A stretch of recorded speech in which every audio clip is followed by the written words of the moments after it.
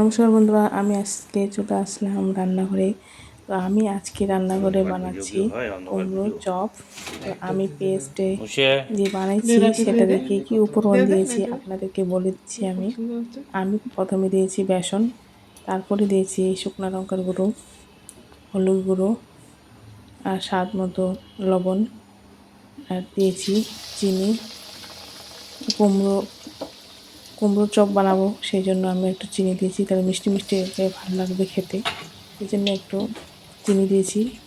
আর কালো জিরা।